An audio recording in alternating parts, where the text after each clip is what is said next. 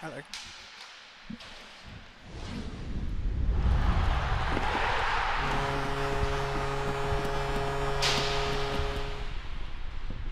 Welcome back to Development Camp. This is day 2 here at the Ohio Health Ice House. The Blue Jackets prospects on the ice once again this morning in their skating sessions, doing their drills, and they're at the halfway point here. This is a 4-day camp. This is day 2, so they're out there doing that work again. Good morning, I'm Bob McElligott alongside of Jody Shelley once again as these youngsters are back on the ice. Jody, I'm sure day 2 is a little bit different from day 1 because day 1 there's all those nerves. You wonder what to do, where to go, where do I get my stuff. I would imagine it settles down just a tad on day 2. I think anybody that's been in some kind of summer camp or unfamiliar situation knows the feeling. Walking into a strange room, having to introduce yourself, having to follow around, listen to duties. You got a roommate you got to get accustomed to. It's always nice by the end of day 1 to settle in and have a routine.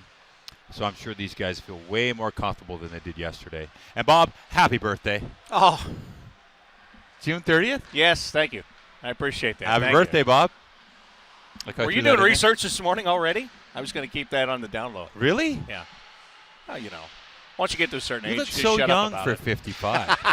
You do. Well, thank you. Thank you so much. I appreciate that. I mean, I would have never have guessed. Neither would I, as a matter of fact. No, I appreciate it very much. It's your day, Bob McElligott. Yeah. All right. Well, then, thanks for tuning in. We'll see you now. Hey, something we didn't talk about yesterday with these young guys is they're not just doing these on-ice drills behind us. There are a lot of other things that are incorporated into this camp this week.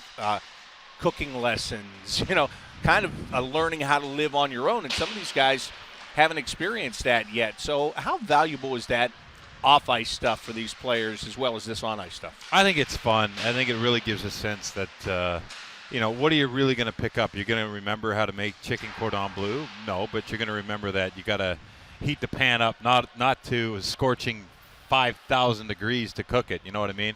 So there's little tidbits. They'll pick up something from all this stuff. It's good. I mean, it shows the kids in a different light for the organization to see them doing different things, different challenges, who gets out of their comfort zone, who leads in some situations. They're little details, but listen, this is the start of a journey with these kids, a relationship that's really started in the last 3 days. And, it's fun to see them in different things than just with the stick and the puck around the rink at a meal. It's good to see them get challenged and maybe take skills with them. I wouldn't say there's many chefs on board. No, but how was it when you were a young player starting off in junior and in the minor leagues? Because I know when I started in the minor leagues, just being around players, it was whatever the closest fast food place was to their apartment at that time. Now, when I'm talking that time, we're talking about the late 1990s. So that's been a long time ago. That whole mindset has changed. I mean, really, it's your social time. If you think about your routine, it's really basic living. Wake up, go to the rink, maybe have a banana, skate, have a big lunch, nap, and then, okay, you've been napping all day. You've been in your apartment now for 6 hours. So what do you want to do? You want to go out. So you'll go somewhere and eat, I don't know, Spaghetti Warehouse, Olive Garden. You know what I mean? Not many nights was I sitting there thinking, I'm going to cook a nice meal for myself and clean up after myself. And it didn't happen. It's the social time. So most of the dinners are spent away from the rink. Maybe the breakfast and stuff I think is very important. It's not always easy to find that effort level to cook yourself breakfast or first thing in the morning, but after you do it a few times, you realize how important that meal is in the day. And I think that's part of this is that, hey, guys, don't wait till 2:30 to have your first meal.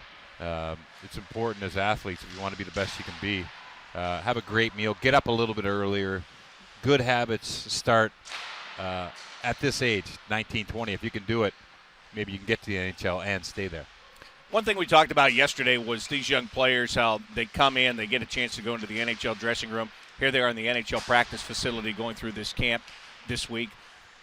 They are young players who, once September rolls around, those that are in this camp that come back for the regular training camp are obviously going to be the rookie players, the young guys who are going to have to give way to the older guys.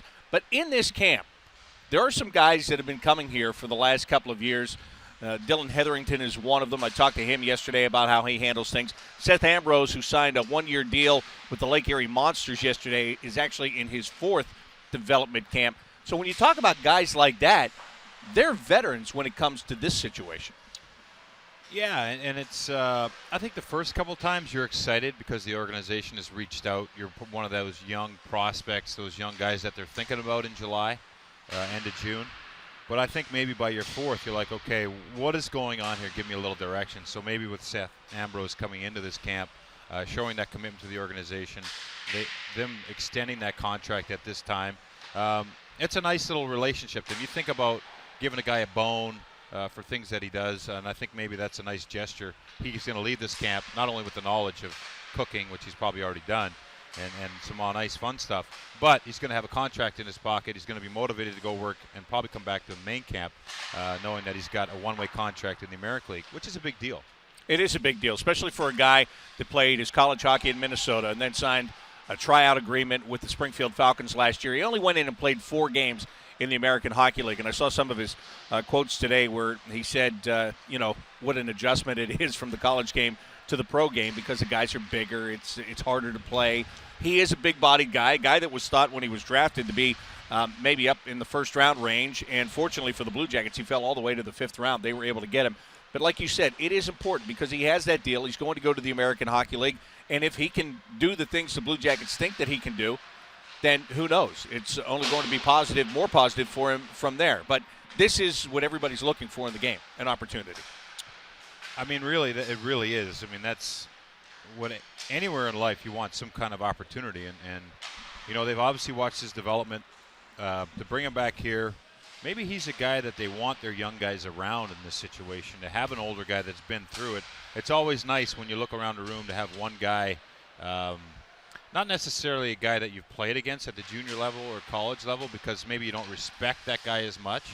But it's good to have an older guy who's been through it to kind of show the way. And maybe that's kind of the mindset here with Ambrose is he's got leadership qualities. He's been around a while. And the opportunity is there now. So absolutely, he's on the path. These kids are all on the path. But he's probably one of the only guys here that has a contract right now. And that's probably a pretty good feeling. Let's talk about that, the American League contract and what that is, because that's the way you started out. When the Blue Jackets signed you, they signed you to an American Hockey League contract in Syracuse. When they brought you up, it doesn't mean a guy can't be brought up at any point in time. It just means that they have to sign you to an NHL contract, or they have to amend your contract and make it a 2-way contract to be able to bring you up. So just because he signed that deal doesn't necessarily mean that he is staked out in Cleveland for the entire winter. If he does some really good things, there's always that possibility of being brought up. Well, they'd have to sign him to the NHL portion of that contract. When I started, I was on a 2-way. It was an American League top half and an East Coast League bottom half. And I didn't understand that bottom half, or the top half, had a false floor. I thought that was solid. I was set. I was never going to be in the East Coast Hockey League. And a lot of my teammates who ended up down there with me, as you know, kind of had the same feeling. As a young guy. You guys weren't the happiest bunch of guys when you first came down to Johnstown. No. When you were with the Calgary Flames that year. But once we had a second-round pick sent down there, we were all giggling because he was the grumpiest of all, and John Tripp. Yes, but we had the most fun, and he was on a 3-way contract. He had Wow. an NHL portion, an American League portion, and an East Coast Hockey League portion, which you don't see many of those contracts anymore. But there was an upside, there was a middle, and there was a bottom side of it, and he ended up in the bottom with us. And this kid Ambrose, now he signs a 1-way American League contract, but that doesn't mean that can't be sent to the American Hockey League if things really fall apart. I'm sure he knows that. He's probably not thinking about that. He's thinking about, okay, there's an upside here. That's what I'm going to go after, is prove to this organization that I want to be one of the call-ups, especially if they get in a situation like last year, which they're not going to with all the injuries that we've talked about. Stay away from that, but if there is that chance for a call-up, he wants to be one of those guys. Yeah, to go back to a guy like him and the Hetherington who's been here for 3 years, as a quote-unquote veteran of this camp, what do you try to do for the young guys, especially the Zach Werenski's and Gabriel Carlson's, the guys that were just signed and are coming in? I was laughing yesterday because Sonny Milano had a huge group of reporters around him after he was done with his session, and Werenski came out, and he was standing over there all by himself, and I said to somebody, I guess nobody realizes who that is yet because that'll change very quickly. Yeah. So What kind of things should the guys that have experienced this before do for these guys coming in for the first time? Well, I think it's just a comfort level. I mean, that's just really show the way. And it's like I said, I mentioned any kind of camp. If you've been to a summer camp, the leaders are there, but then you look to someone who's familiar with what direction to turn, where's the ice, where's the food, what time do we have to be there, what time's the bus. For example, today they're going to the zoo at 3 o'clock, and it's like, okay, they're going to head to the zoo. What do we do at the zoo? What do we wear to the zoo? What time should we be down for the bus? If it's 3:45, should we be there at 3:30? The details that, you learn them in junior, but okay, this is a new family, so to speak. How do they do things here? Who is that guy that just walked through our room? That was the president of the team. Oh, okay, I didn't know that. Those little details that maybe the older guys like Hetherington found out, maybe just by being in the organization, maybe being in the organization and watching the team play all of last year. Some of the veterans are here, Dubinsky, Bowl, Jenner. They're all here. So these guys that have been here before, the face that walks through the room is Dubinsky. Maybe you don't recognize him with his equipment off, and you're like, oh, okay. I didn't realize that I was just working out next to an NHL full-timer. And then the other part is watching how they interact. So watch how Hetherington interacts with Dubinsky and the coaches. It's all part of the package. How do you carry that emblem, that Blue Jacket symbol, around town, around this camp, and it's the Hetheringtons and the guys that have been here who are going to show those young guys, and it's really a great thing to be passed on from the old guys to the new guys. Think about from the veterans or from the president to the players who are the veterans, to the veterans of a rookie camp, and to the rookies. Now they're even watching you, Bob. So how you carry yourself. Yeah. They were watching me in the dressing room yesterday, saying, "How'd this guy get this job?" They're going through security. They're going through pretty much the same drills that they went through yesterday. And again, this is that's pretty boring, isn't it? I mean, repetitive things right here, right? What's that? These camps are repetitive. I mean, going through the same number of skills. Well, yeah. You try to make it fun. They have a game in 2 days. They go to the zoo today. So, yeah, but on ice you try to make it a little fun. But stress on skills is fine because these might be drills that these kids can do at home. It looks like you just need one other person on the ice to pass you the puck and get that shot off. So, it's a good thing to be able to give the kids some drills to do, but give them something to take with them so that when they do get back to wherever they're training or on ice with people that they're with, they can remember some of these drills. You don't want to overload them. But just a few drills, maybe some repetitions so they can go back and work on some of their game. Look at the middle here. These are objects that they can skate around forwards and backwards, heads-up plays. It's one-on-one stuff, but this is definitely something that these kids can go home and work. 2 cones and 2 sticks. These are young kids. Go work on that when you come back. I want to see you do it without hitting that stick.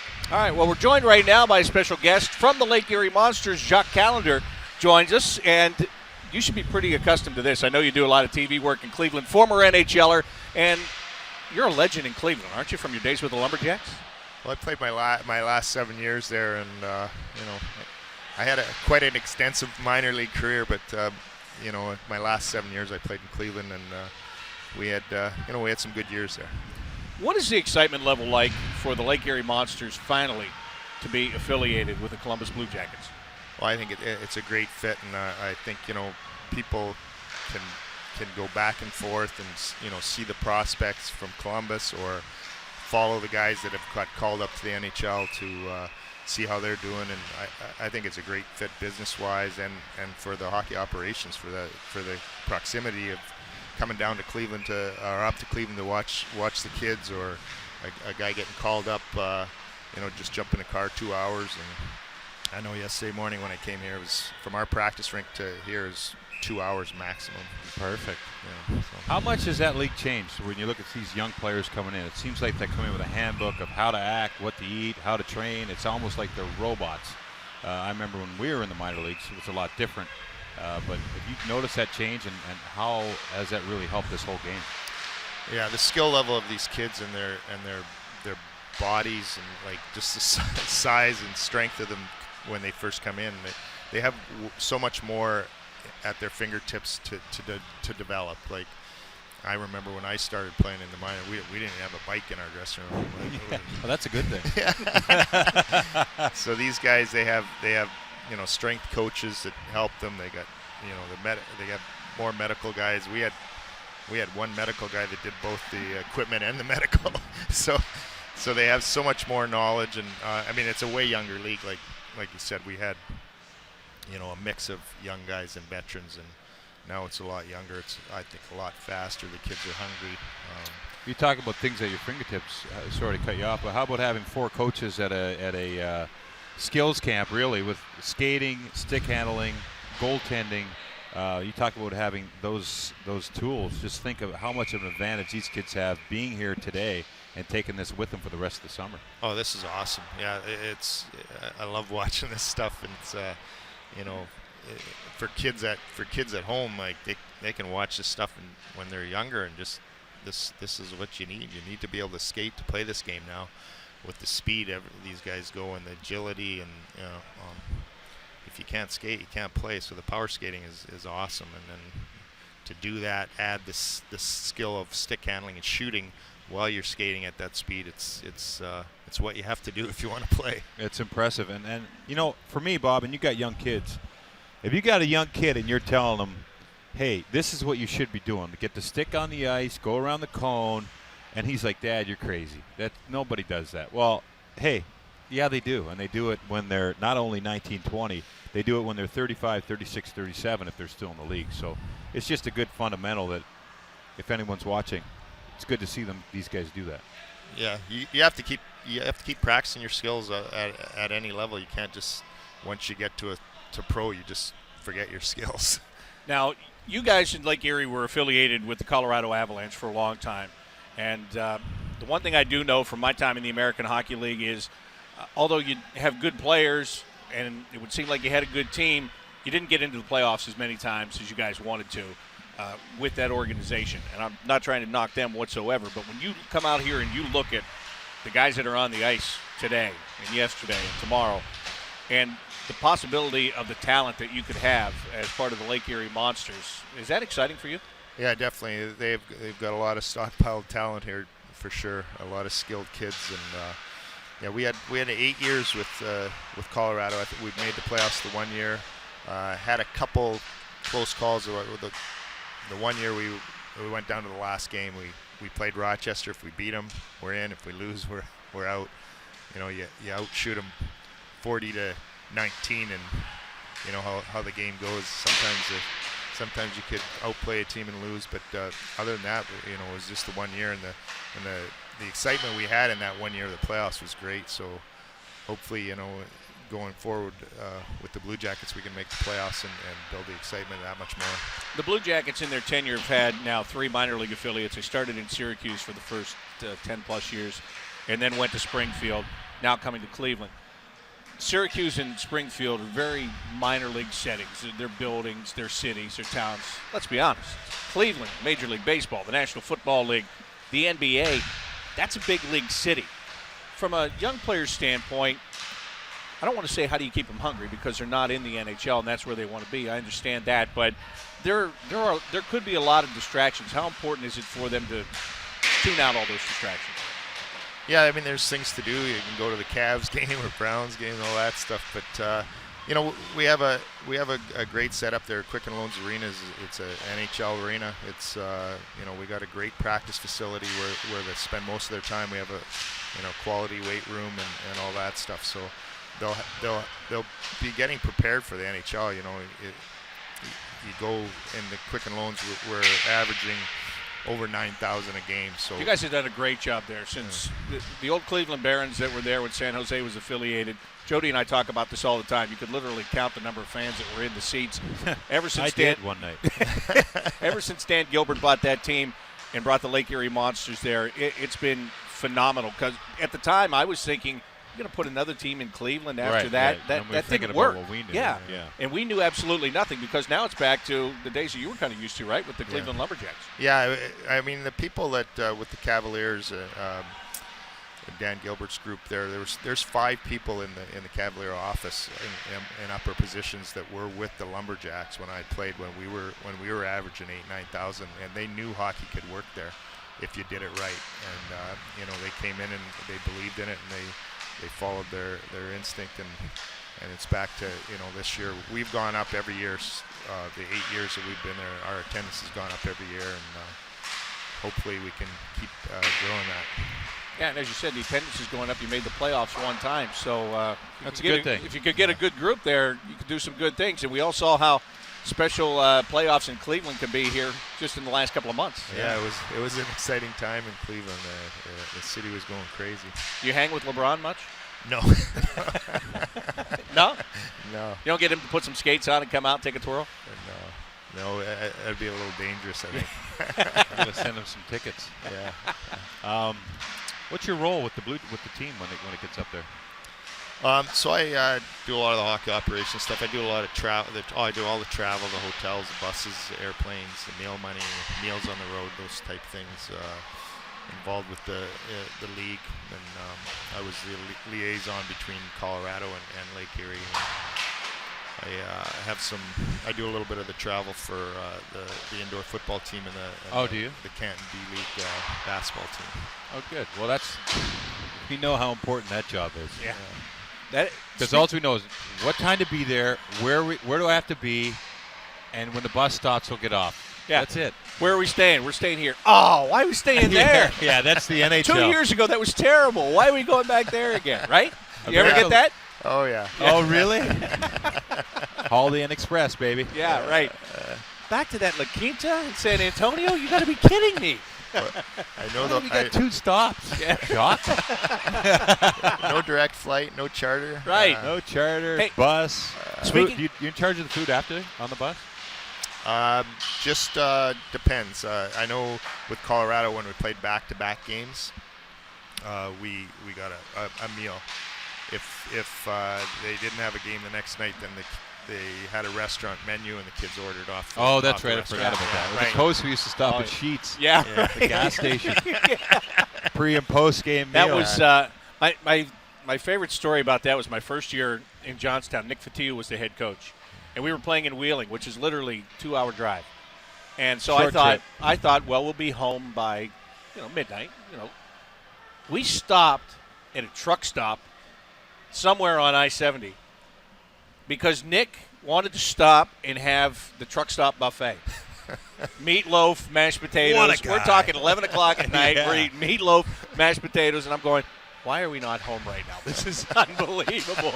That was what the post-game meals were like in the East Coast Hockey League when I was there. And you're right. In the American League, it was, hey, did everybody order off this menu? Yeah, that's right. Oh, I forgot. Yeah. The Right. guy would always get on the bus and forget, and if there was another nice guy, I'd give him a piece of his pizza. Right, Chuck? Exactly. That's what happens. We used to eat pre-games at Denny's when I played. Oh, yeah. Oh, 'Cause we did the Chinese buffet and Denny's. Yeah, because we didn't go the day before. We went day of, and it was from Muskegon, Michigan to Milwaukee's 5-6 hours. You'd stop after 3 hours. Right. Oh, yeah. Get out and Stop stretch, at have Denny's. coffee. Yeah. Have a Denny's pregame and go back onto the bus for the next 3, get off and play. How about the lineup at the payphone? Yeah. There used to be a lineup at the payphone at we'd stop it and we'd get some chips and whatever we could get. And there'd be 4 guys lined up with calling cards at the payphone waiting to make a phone call. Explain that to these guys. Yeah. You know what? If Look they back knew- at the bus now, they're all Yeah. Oh, yeah, it's got to be quiet on that bus now. yeah. If they knew, they might appreciate those days, and nobody's ringing your phone off the hook, Yeah, bugging that's you right. the whole time. Yeah, and you used to have the movie guy, right? Somebody had to bring a movie. Yeah. Now everybody has their Their own own- movies. their They own download under. their own stuff. They bring Yeah. their own stuff. You mentioned about the travel. Is your schedule out yet? No, we don't get our schedule until the NBA schedule, so it's late August. Now, let me ask you this. Do you know what division you're going to play in? Do you know what the structure is going to be? Are you staying in the Western Conference? Yeah, so we'll be with Grand Rapids, Chicago, Milwaukee, Rockford, and I believe Charlotte. Now, will you have to travel out to California to play any of those new teams? We won't be playing. Oh, you're not going to go to California at all? We'll play San Antonio and Austin. Okay. And all that. Next week is the league meetings in Hilton Head, so everything will kind of work out how many games you're playing against each team and all that stuff. And you'll still play some teams in the East then, right? It's a some closer possibility. teams. We didn't the last few, but I know Toronto has moved over to the East and Rochester, and we've always played those teams, so it'll be interesting to see. It's an interesting dynamic in the American Hockey League because the schedule is so regionalized. Like when the Blue Jackets were in Springfield, they were, I don't know how many trips they had an overnight stay, maybe 4 throughout the course of the year. Maybe Yeah, I they think went, they had 7 nights away from Yeah. their something like that. Home. They had all that practice time at home, which I know that some teams covet. How much practice time do you guys normally wind up having? Do you get a good chunk of that? Like Chicago, Milwaukee's not that far away. So no, we still get a good. We sometimes practice on the road, so I know we'll get those seven nights that they got in Springfield last year on one trip down to Texas. Yeah, right. So last year we went once to Texas. We played Austin twice, San Antonio twice. We had a few days in between. We had some practices there in Austin at their game rink. So you still get your practices. It's you won't get as many as they got in Springfield for sure with the travel. But and then sometimes we may travel into Chicago the day before a game, but practice in the afternoon in Chicago, or else practice at home before we leave. It just depends. Sometimes you fly, sometimes you bus. After the schedule comes out, I'll sit down with Jared and the coaching staff, and we'll go over how we want to do each trip. Yeah, you still use sleeper buses? We have, yes. Once in a while. Those are the best, aren't they, Jody? The ones we use, we haven't used one for a couple years because the schedule didn't need it, but we had the ones where they fold down so you could sit during the day and play cards and watch TV or whatever, read your book, and then at night everything would fold. So those were pretty good setup. Those were the trips right there. Yeah. I'll tell you, we had one time where we had a TV up front. In the middle was where the bathroom, and there was like a little kitchenette, and then the back was all bunks, and they had a really big screen TV. So all the veteran players were all piled in the back. They made the rookies come up front in our compartment. But the remote control worked on our TV and the TV in the back At the same time? Yeah. So I was painful. So I was on the top bunk, leaning into the aisle, at the behest of my assistant coach, who was really proud of me to do this. And every time they would put a channel on in the back, and then sit down, I would change the channel. And it drove them crazy for about 10 minutes. Till they figured it out. And then you got beat up and put in the stick bag. Actually, fortunately, they just shut the door in the middle.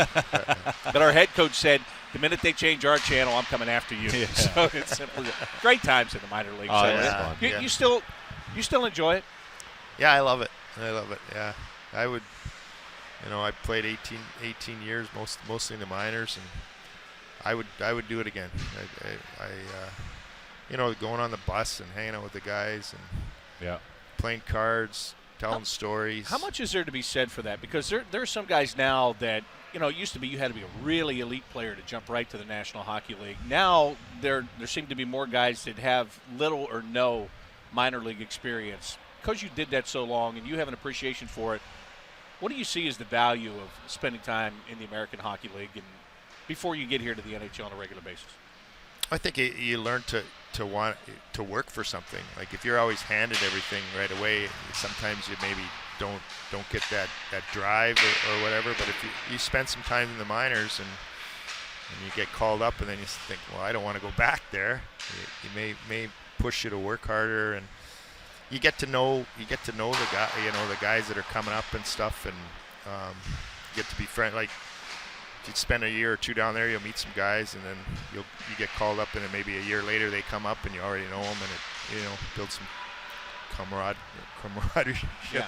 So it's I think it's a great experience. And I'm sure you're a guy that has a lot of appreciation for that because you got a chance to come up to the NHL at a time in Pittsburgh when they were making their Stanley Cup runs in the early '90s too. So you got to kind of see it all, didn't you? Yeah, it was great.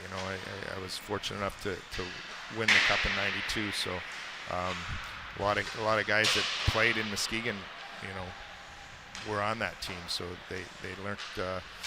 We won down in Muskegon a lot, so I think they learned how to win down there, and it was a great experience.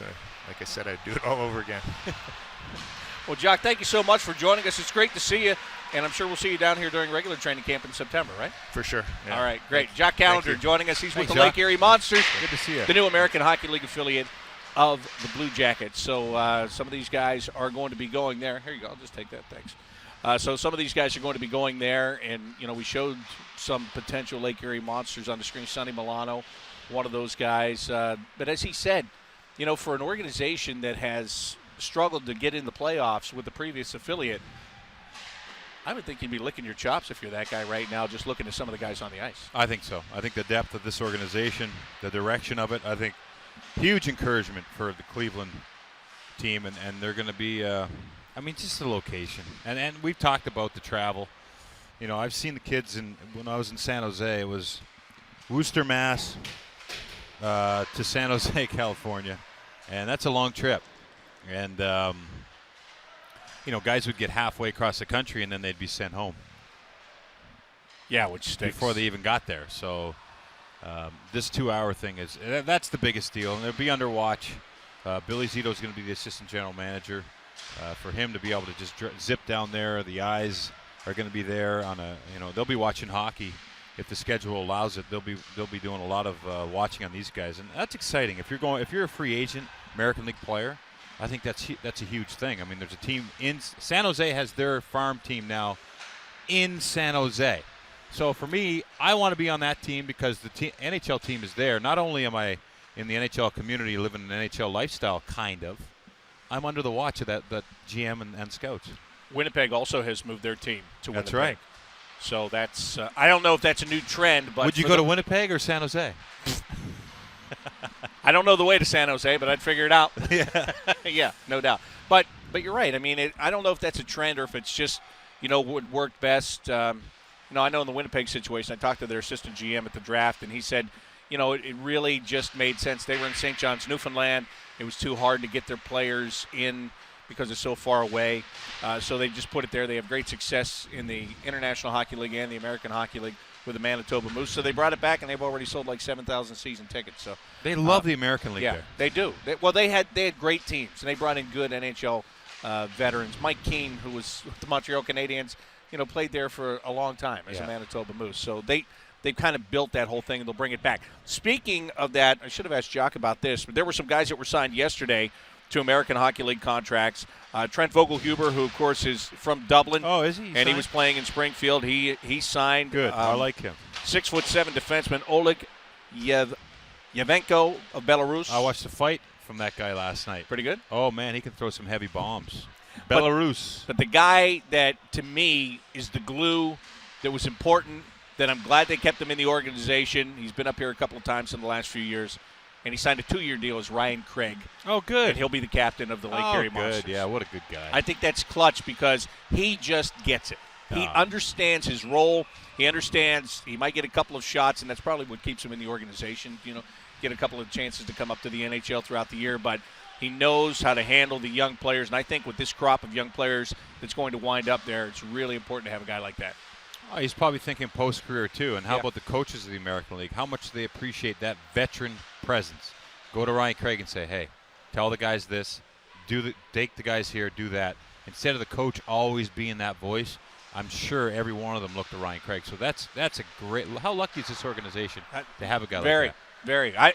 He was one of the guys that I wondered about when they announced the affiliation switch because sometimes you'll get guys that they want to stay in a certain area of the country and – maybe he liked Springfield. Maybe he wanted to stay there with the Arizona Coyotes. Yeah, you never know what's going to happen with those kind of guys. I was thrilled when I saw this yesterday. Yeah, that's great. Just because we've gotten a chance to be around him the last couple of years, so you know what a good guy is. He's a pro. He's the guy that you want your young guys to learn from, no question. Yeah, so Ryan Craig is going to be there, and, again, a lot of these guys behind us are probably going to be there too. Speaking of signings, there were some other signings around the NHL yesterday.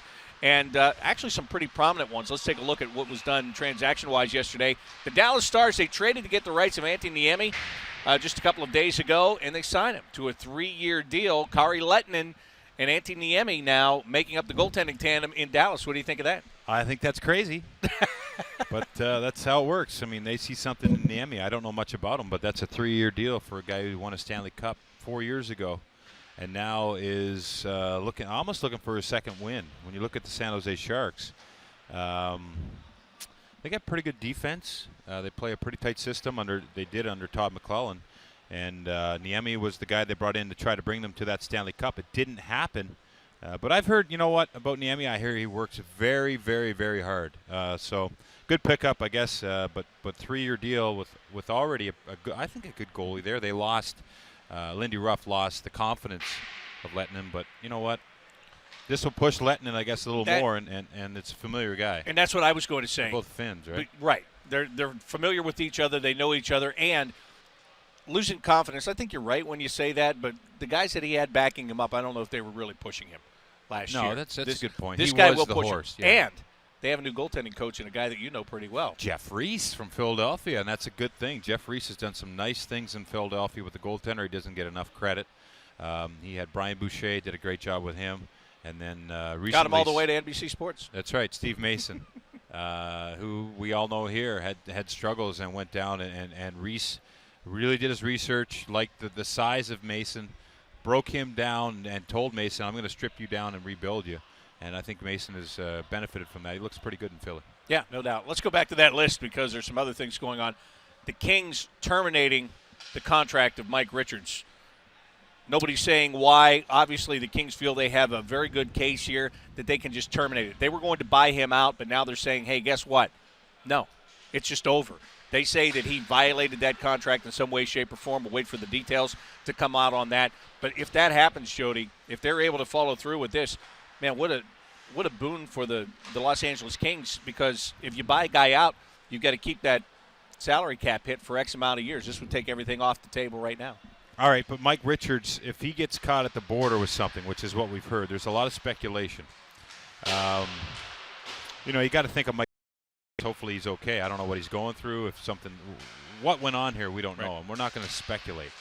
But you got to worry about him and what situation he was in. I don't think it's just a way. I hope it's not just a dump. If there is some kind of issue that Mike is dealing with.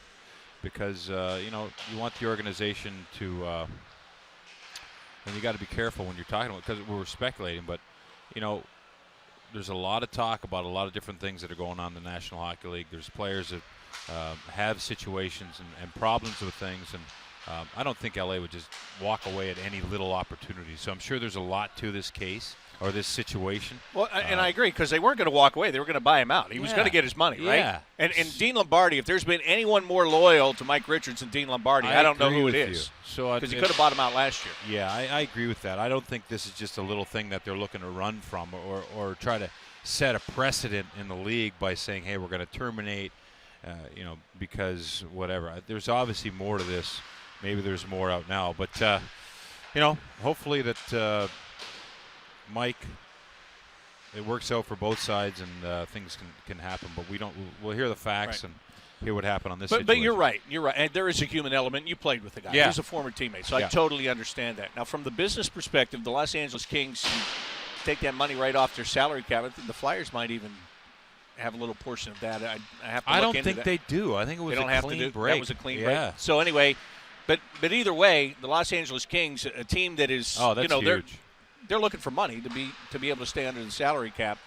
That would be a chunk of money that they can use to their advantage. And they got weird situations out there. Voinov has got a legal trial. Yeah. They got Stoll, who now he's a free agent. So it's not up to them to discipline Jared Stoll.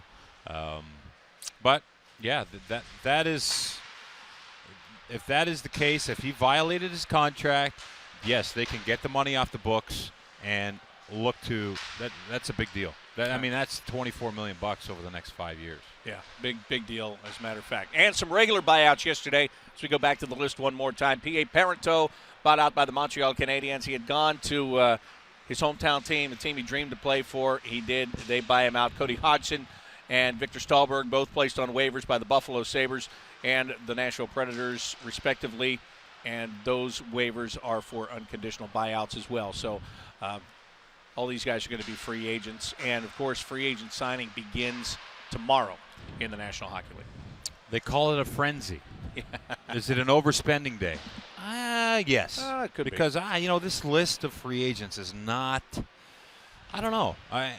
Maybe it's because teams – you look at what Chicago does in locking up their big boys on the first second that they can the first moment that they can lock them up in Taves and Kane. They did for a long term. The maximum they could sign them, 8 years. They gave them all the money they could give them. So a lot of organizations value those blue chip players, and they don't let them get to free agency. Now, some situations, players push to free agency and sometimes get traded to another organization because organizations just can't sign that player. But you look at some of these guys. Paul Martin is one that really jumps off the list, and you're familiar with him. We're both familiar with him from the Pittsburgh Penguins. He to me is the most intriguing. Also, Justin Williams, a veteran player. He's won 3 Stanley Cups. Mr. Game 7 is intriguing. And then Marty St. Louis is an older veteran. You know, there's going to be a feel-good story there somewhere. The other thing that could happen, and I think today is a big date for this, Bob, is trades. I think teams they'd like to go to free agency and change things, but I think there's enough players available that organizations like the Pittsburgh Penguins, like the Boston Bruins, we've heard a lot of talk that the Penguins would be excited to have a scoring winger for Sidney Crosby, and Kessel is available in Toronto, so I'm sure the tires will be kicked on that. How do you fit that $7.8 million underneath their cap? You got to when get rid of they already Malkin. have Crosby and Malkin. Malkin for Kessel. Malkin for Kessel. Yeah. You think that'll happen? I would do it. But who am I? And then Phaneuf is available. So these trades will be, I'm sure that's what the GMs are doing right now. I know our guys are locked upstairs, or they were. I don't know if they're here now, but you know, this is the day to try to get that player out of the organization. Probably preliminary talks.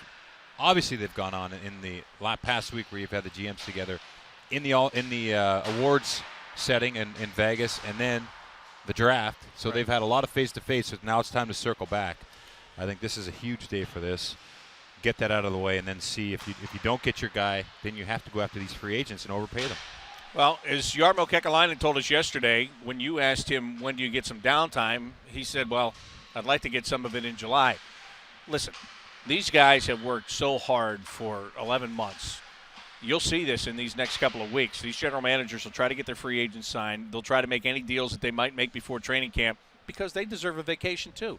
And the month of August is usually when they get away, and it gets really quiet in the league before it picks up again in September. So don't be surprised if, as Jody said, a lot of stuff happens here in the next couple of days to the next week and a half because everybody wants to kind of tidy up loose ends before they take a break. Yeah, and I think their families appreciate that too. I mean, there's when are you going to get this trade wives done? and kids. Why are you on the phone? Dad, what are you doing? Dad, will you please trade him so we can get to the cottage? Can you get off the phone? Sometimes you hear that, and that's just part of what they do. So, yeah, and you know what? It's so much fun. It's so exciting, and for us, we get days off in the season. But these guys, I mean, they don't have just the Columbus Blue Jackets. They've got the Lake Erie, or the team up in Cleveland, the Monsters. And then they've got draft picks who are playing in their junior teams, and there's progress, and there's injuries, and so their phone is always lit up with situations that they're dealing with all the time. Of course, the number one priority is here in Columbus, but all those players are part of the Blue Jackets. So lots of work for those guys, and if that phone ever goes off for Jarmo, I'll be shocked. I mean, powered off. Yeah, powered off. All right, let's look at what else happened yesterday in hockey news. The Hockey Hall of Fame selected its newest class that will be inducted. And let's take a look at some of the names on this list. Jody, sometimes when the Hall of Fame class comes out, you go, how did that guy make it? Or why is that guy there? You look at this list and you tell me what questions you have about these four guys. There's not many questions there. Boy, I'm surprised. My question is, why is Nick Lidstrom not already in there? Is my question. And why is Sergei Fedorov not already in there? You know, those are two players that, I mean, they're generational players, and they've played over decades in this league. And Sergei Fedorov, really, he was the real superstar along with Bure during that time, the Russian superstar, part of that Detroit dynasty that they had up there. And then Nick Lidstrom, I mean, he is of our time, the Bobby Orr, the consummate defenseman, the pro. Chris Pronger, he's a nasty side to his game, but boy, I'll tell you what, he's a leader. He's a big part. These guys have all been on the cover of EA Sports NHL 2000, 1999, 1998. I didn't realize we were hanging out with a Hall of Famer the other night when we saw Chris Pronger. How about that? He didn't tell you that? No, he did. Did he what tell he you? say? You didn't hear him. No, I didn't hear him. He said right away, Hall of Famer. And then, of course, Sergei played for the I don't Columbus get Blue that Jackets. close to him, man. Oh, you didn't? And he's got a long reach, so I back, Small hands, though. But those guys, great for those guys. And Phil Housley, a hard-working guy. Oh, awesome, yeah. Finally gets a chance to get into the hockey. Is he American-born? Yeah, he's American-born, right? So he's that's a big deal to have him in there. Last year, I think, was Mike Badano was the big American name. So Phil Housley now on the coaching path. I mean, he's done a heck of a job. He's done amateur, some great stuff with Team USA. And now he's in Nashville doing a great job there with Laviolette. And I think he's a really good guy. He's played, over 1,500 games in the National Hockey League? Almost 1,500 How games. valuable is that to have that guy in your room? If you're Shea Weber, if you're someone like that, to be like, hey, you were here. Right. What would you do if you were me? Right. Or what do you see we're not doing right? So good job by the Hockey Hall of Fame. John Davidson's actually the, what do they call it, the commissioner or one of the high-ranking one of the high-ranking that, officials on the committee there. on the committee, him and Landy McDonald. So that was a big day yesterday in the NHL. It seems like everything happens this week. Yeah, you're right. Schedule. Yeah, they let the Stanley Cup playoffs play out, and then as soon as they're over, they go, oh, by the way, we're going to hammer the awards, we're going to do the draft, we're going to get the schedule out, we're going to do the Hockey Hall of Fame. Free agency. Sergei Fedorov, by the way, being inducted to the Hockey Hall of Fame means that for the first time, the Columbus Blue Jackets have a former player that's going into the Hockey Hall of Fame. Oh, there you go. So, and I Awesome. I know he played for other teams, but he played here. We are on his resume. Yeah, and he wasn't here for a week. I mean, he spent some time here. And how awesome was that when we got Sergei Fedorov? As a player, fan of hockey, he walks in the dressing room. He had a pass for all of us to do whatever he wanted. He could have showered and threw his towel on the floor. He could have rolled up tape and throw it around. He could have not talked to us. He was exactly opposite. He was a great teammate, a good guy, worked hard, liked to have fun. So it was really neat to be able to play with Sergei Fedorov and still call him a friend. And he is still in hockey. He's a general manager of a team in the KHL, a team the Red that Army. had a very good regular season this year. So he has some aspirations, I do believe. I think he does, yeah. There's been talks. There was a brief period where his name was talked about for a general manager position in the National Hockey League. Who knows? Maybe someday that will happen. But right now he's over there in Russia, back in Russia, which he, interestingly enough, escaped from kind of to play in North America. He did escape in the middle of the night to get to Detroit. And from there, had a great career. But he's back there now working for the Red Army team and doing a good job. Also, it's the Hockey Hall of Fame. It's not the National Hockey League Hall of Fame. So it's open. There are different categories. So some other people that got in yesterday, Angela Ruggiero from Team USA. She plays for the women's Team USA. I had a chance to meet her a couple of years ago when I was in Syracuse. She came in for an appearance. She was great. Yeah. She's phenomenal, great person, and it's great to see her get in. Bill Hay and Peter Carmanos Jr. also getting into the Hall of Fame. They got the builders category, and they just – what I like about it, and my son and I were talking about this on the way in today, they kind of try to include everybody. You know, you don't have to just be the player that played 1,500 games or 2,000 games. If you had some kind of meaningful contribution to the sport, doesn't matter what level, to the sport, you have a chance to get in. I love that about the Hall of Fame. That's great because we're all proud of the sport, and if someone is out there that made it better, no greater recognition in this business than the Hockey Hall of Fame. Yeah. Let's go to Twitter at Bobby Mac Sports and see what I got there. Well, Holly Thompson says, I'd love to see you interview Todd Richards at the prospect camp. What does he see when he's looking and watching the prospects on the ice? And how much input does he have on draft picks? Saw Mike Babcock on the floor. Was Todd Richards there, too? I can answer that question. First of all, Todd's not here today. He was here yesterday. I know he had the previous engagement he has to tend to today and tomorrow, so he's not here right now, or I'd bring him right up and ask him all this stuff. But I can tell you this. He was at the draft table. He was on the draft floor, just like Mike Babcock and other head coaches were the entire time. So, yes, he was there. Even though I can't answer what he's looking at when he sees this, I would imagine he's probably watching very closely a couple of guys that he knows are going to have a good shot come September. But I think just like you and I, Jody, he's probably just looking at this thing and saying, let me see if anybody jumps off the ice at me here. Let me see if somebody piques my interest. And if it was somebody that I wasn't expecting that to happen with, I'm going to make a mental note and be ready for that guy come training camp. Well, this is a glass half full camp. So everything is looked at with a positive attitude and a bright eye. And I think you're exactly right. There's probably some familiar names with the boys from New Albany that are out there yesterday and today. The Sherwood boys, Kiefer and Cole. His son, Justin, Todd's son, Justin, plays in minor hockey around here. So I'm sure there's been some interactions with those kids, or at least whispers of what they're about. So I'm sure he'd be watching them with a close eye. And just there's goaltenders that have been up here before. Oscar Dance is the guy that's been here. He's seen the veterans.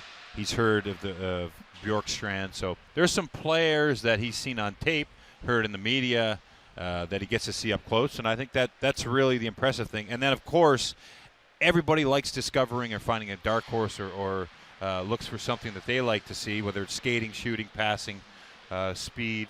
So he would notice all that stuff. But it's interesting always to ask a coach because they do definitely watch things differently. David says, do you see the Blue Jackets being interested in John Moore since he was not qualified yesterday? Yes. I'm surprised. I say the Blue Jackets. First, can I say I'm surprised by that? Yes. I really am. A former first-round pick. And unbelievable guy. I know it didn't work out for him here. I'm still not 100% sure why it didn't work out for him here, to be honest with you. I think he was just kind of they needed an extra piece in the deal with the Rangers when they got Marian Gaborik, and he. Well, I think he was he got caught in that deal. Yeah. I think he got caught in that deal, and unbelievable guy. Yeah, I agree. Couldn't have a nicer guy. Works hard. Teammates loved him. And New York, he kind of got sifted through there. Wasn't a favorite of Torts and wasn't a favorite of Vigneault. Didn't find his way. Ended up in Phoenix, which I thought he'd fit in nicely. Right. Young kid. But they do have a lot of D on the up, and they're kind of on a team that wants their young draft picks to play. They kind of feels like that. So John Moore, free agent. Yes, I say us and the Edmonton Oilers with Scott Housen. That's my opinion sitting here. I don't know anything from what we're doing. But that makes total sense. Scott Housen drafted him. Yes. So that's a no-brainer right there. And Jarmo, I wonder if he has that feeling like, oh, that was one guy I didn't really want to put into that deal. If he feels like that, and if he likes him that much, I can see him very much being in on that call. Do you go for a guy you're not familiar with? And we asked Jarmo about this yesterday. Right. He's there's an advantage to knowing a guy, or at least people in the organization knowing something about the guy other than he's got a good shot, he shoots left, he skates well. And when he was talking about that, the first guy that came to my mind with him was Barrett Jackman, who's not going back to St. Louis. Who he's familiar with. Very familiar with. Look at you, Bob. But everything goes back to St. Louis? Seems that way. All rivers flow through St. Louis. The gateway the city. Gateway, that's why. But with Barrett Jackman, I'm sure there are going to be some teams that are Stanley Cup contenders that you think? Wouldn't mind having him. Yeah, again. I think he's a great guy. Veteran defenseman. Veteran Plays a character. solid game. Yeah, character. He's played a veteran. He's played 18 years of games. 18 years in St. Louis. 18 years? I think I saw that the other day.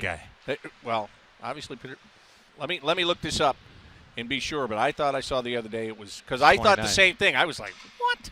18 years. Let's see. Let's take a look here at Barrett Jackman. He was born in '81. So his first year. Now, see that. Well, let's see. He started playing in the AHL in the 99-2000 season, so it's not quite 18 years. But it was. He's always been in that organization. Maybe that was counting 15, getting drafted. Yeah, okay. Yeah, okay. Because so he's always been with the St. Louis Blues. Yes. He was the 17th overall pick in 1999. So he's wow. Spent his entire career in that organization, and now he's going to be leaving it. So he'll be a valuable commodity, no question. Yep, no question at all. See, this first session must be coming to an end because Craig Hartsburg, Blue Jackets assistant coach, just came by me, tried to grab my phone, make a call, I guess. But does he know your code? No, absolutely not. Yeah, it's his old number. What's his old number? I don't know.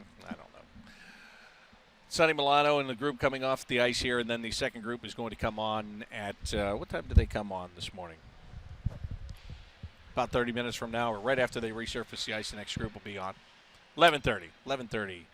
The next group will come on the ice, and they'll be out there, and they'll go through their drills and do their deal.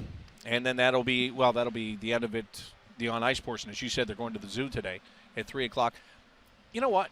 People may think that we're over here. They turned it on. You didn't know. It's not your fault. Oh, yeah, thanks for the heads up. When you talk about going to the zoo, I think in a lot of other cities, they are very tongue-in-cheek about, they're going to the zoo. What's up with that? When Nathan Horton came here, one of the selling points was they took him and his family to the zoo. People don't understand that, why it's a big deal. If you live in Columbus, you understand what a big deal going to the zoo is, don't you? It's such a big deal. I live right next to it. just so you can go all the time. No, it is. Listen, we're proud of what we have here in Columbus, absolutely. and one of the things is the zoo. Jack Hanna and that Columbus Zoo is one of the best you'll ever see. So why not take these young kids out and see how impressive this area? I like that. You know, the Ambrose, this is probably his 4th time going to the zoo. So hopefully they bring him somewhere he hasn't been. Well, maybe he Well, looks they forward had to Africa Safari places. it. That's right. They're always adding to that thing, right? It's crazy. And that's the whole thing. The zoo has almost become an amusement park. It really has. I mean, there's different it's areas and play. I mean, you literally can go there and ride a roller coaster if you want to. So, Zoombezi Bay. yeah, you can do. Today would not be a Zoombezi Bay day. It'd be good for lineups. Yeah, you'd get right to the top of the slide because there shouldn't be anybody in Maybe front I'll of you. stop by today in my speedo. We did that a couple of years ago. We had some discount coupons to go, and of course, waited until right at the end of the summer. And the day we went, it was overcast. It was drizzling on and off. It was freezing. Oh, yeah. But as you said, whoop, right No to the line, no top cover. and come on down. Nothing better than that. They're doing the zoo. Tomorrow, I think they're doing a scavenger hunt around the area. Okay. Which is neat. Yeah. When's the last time you did one of those? I do it Ever? every day when I wake up. Where's my socks? Where's my belt? Where are my keys? Where's my phone? Used to be where's my Actually, tooth, now but that I got that taken care of. Now that you say that, I help you with that a lot of times. Scavenger hunt? Yeah. Or do you take my keys Like, and hide no, them? when you get like on the plane, you'll go up to put your jacket on, and you'll be turning around. I'll see you go like this, and I'll go, Jody, phone? Yeah. I know. Is it Hey, just me? That's no, not at all. That's life. We're all there to pick up each other. No I question. have no clues, though. Yeah. Take that however you want. All right, tomorrow, the first day of unrestricted free agency. The free agents can be signed. We'll be on the air at 3 o'clock tomorrow afternoon. That's when the guys will be back on the ice here tomorrow at 3 o'clock. You have any predictions on UFA signings before we get there For tomorrow? the Columbus Blue Yeah. Jackets, What's your feel? You got to look for defense. I know the draft. I think that's a great indication of where this organization's at.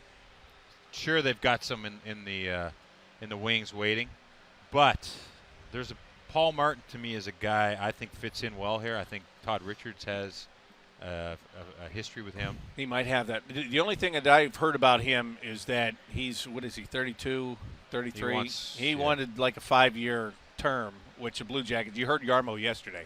He's not interested in that. Maybe if they could get him to a 3-year type of a deal. They might do their work today. There could be a trade yeah. today for the Blue We'll Jackets. see. I think I would like Paul Martin, though, because what I like about him is he's very good defensively, but he can also run a power play for you, too. So he's. I hear he's a great guy. Yeah.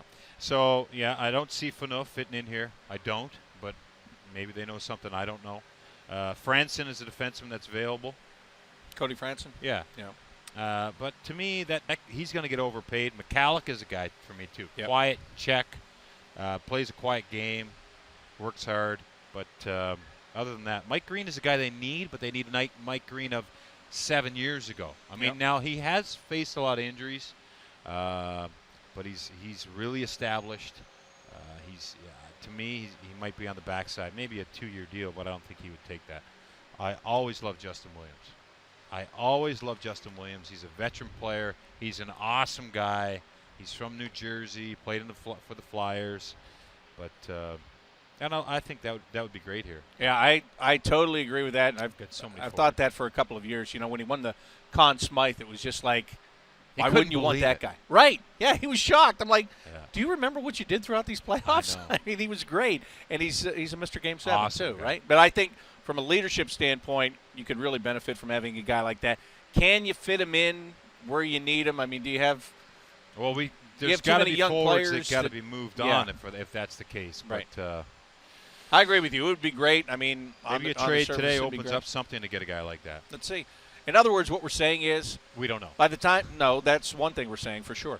But by the time we come on the air tomorrow at 3 o'clock in the afternoon, a lot of things could possibly happen, not just here, but all throughout the NHL. So it's going to be a fun day, and the Prospects will be back on the ice here tomorrow. Again, all of these sessions are free and open to the public here at the Ice House. You got the 3 o'clock skates tomorrow, and then on Thursday at 4:30, they're going to have the Prospects tournament, so you're more than welcome to come in and watch that. That's the most fun part of the camp. Oh, yeah. Because they'll go out and compete against one another and try to score goals. You get to see that competition. We all want to see competition. We're done with watching Yeah, right. the stick handle. It's fun. It's great to watch, but I think the guys feel the same way too. It's like when you played, right? All right, I'm done with this stick handling drill. It's Just hockey school. let me hit somebody. Hockey school. Let me hit somebody. All right, that's going to do it for today's development camp edition of CBJ in 30. Join us again tomorrow at 3 o'clock. Until then, for Jody Shelley, I'm Bob McElligott. Thanks for watching Jackets TV, presented by Ohio Health.